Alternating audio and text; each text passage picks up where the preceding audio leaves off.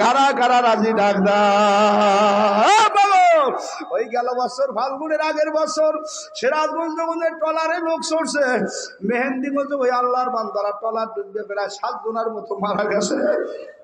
আল্লাহ, একজন আরে 9 দিন পর লাশ পাইছে। পুলিশ যারা শনাক্ত করছে, ওই পুলিশের মধ্যে 4 জন মানুষ সব চরমরার মুরিদের সংগঠনের কাম শুরু করছে। তাদের সাক্ষাৎকার নিল, আপনারা কেন চরমরার মুরিদ হইলেন? এক পুলিশ বলে 9 দিন পর যেই লাশটা আমরা নদীর মধ্যে ভাসমান অবস্থায় পাইলাম, আল্লাহর বান্দারা যখন বাসা উঠাইছি, আমি সেই পুলিশ ওখানে ছিলাম। আমি যাইয়ে দেখি আল্লাহর বান্দার মাথায় গনে টুপিটা খোলে না।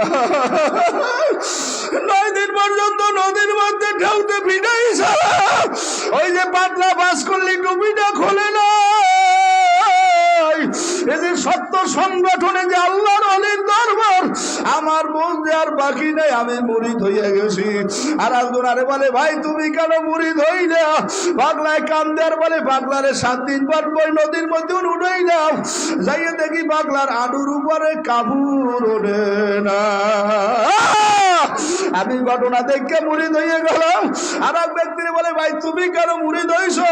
পাগলায় বলে, আমি 7 দিন পর যেই লাশটারে পাইলাম, যাইয়ে দেখি পাগলা হাতের মধ্যে তসবি নেওয়া, ওই যে তসবি পড়ছে আল্লাহ হাতে গুনে শোনে না। আর একজনে 7 দিন যেই লাশটা পানির মধ্যে ছিল, সে হারাই গুনে মনে হয় হুজুর নূর আর নামাজের নূর যায় না। ও ভোলার বাবারা, পাও ধরছি, দলাদলি সারিয়ে দেও, কার কোন সময় ডাক আসবে। একদিন খবর বাবা হাজী আলাউদ্দিন আর দুনিয়ায় নাই, একদিন খবর শোন বাবুল হাসান বুখারী আর দুনিয়ায় নাই, একদিন খবর হয়ে যাইবে সরবরার হুজুর আর দুনিয়ায় নাই।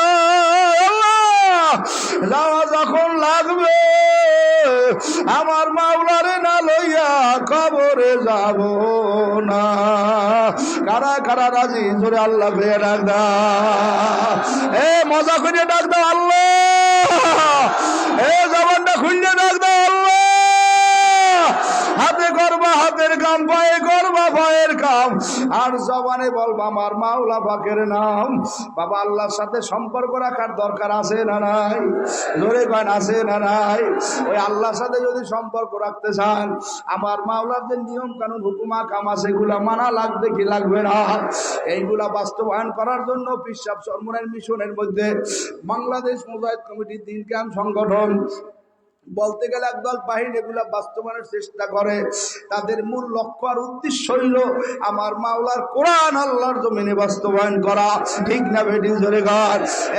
আমার বাবারা ভাইরা, এই কোরআনের সাথে শেষ জামানায় শেষ নবীর উম্মত হিসাবে তোমার আমার থাকার দরকার আছে না নাই? বাবা, এই কিছুদিন আগে, বছর 2-3 হয় মনে হয়, সরপেশন আগুন লাগছিল শহরে, এক লাইব্রেরির মধ্যে আগুন লাগছে, কথা কয় না বাবা। আমার সেই দেখাইলো লাইব্রেরিয়ান, কল হুজুর আমাদের সব লাইব্রেরির অধিকাংশ কেতাব পুড়িয়ে গেল, বই পুড়িয়ে গেল, কিন্তু আমার মাওলার কোরআন শরীফ ছিল না, সেফারা ছিল। আমরা যাইয়া দেখলাম একটা সেফারাও পড়ে নাই। এ বাবার আমার বাইরে কোরআনের হুকুম জমিনে বাস্তবায়ন করা লাগবে না লাগবে না? জোরে গো, জোরে গো, জোরে গো।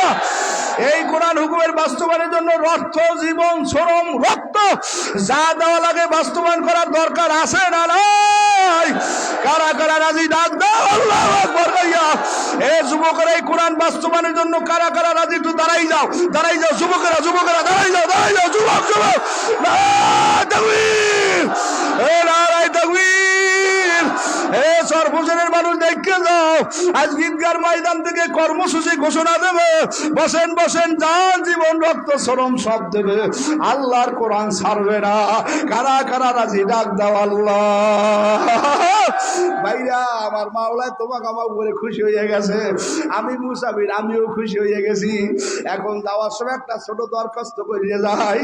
আমাদের বাংলাদেশ মুজাহিদ কমিটি আন্দোলন সহ সমস্ত কার্যক্রম মিশন কোরআনিক কাজ চালাইতে গেলে কিছু অর্থ সম্পদের দরকার আছে না নাই? বাবা, আমরা তো গরিব, আমাকে তো চাল টাকা নাই। ডাল চুরির টাকা নাই, গম চুরির টাকা নাই, বস্ক ভাতা খাই না, বিধবা ভাতা খাই না, জালিয়ার টাকা খাই না, মাস্টার টাকা খাই না। আমরা সাধারণ মানুষ আমাদের ঘাম জড়ানোর টাকা দিয়া আমাদের সংগঠন চালাই, কোরআনের আইন বাস্তবায়ন করতে চাই। ঠিক না বেটি? এ কি আছো সময় কম হুজুর, হাজার হাজার মানুষ বল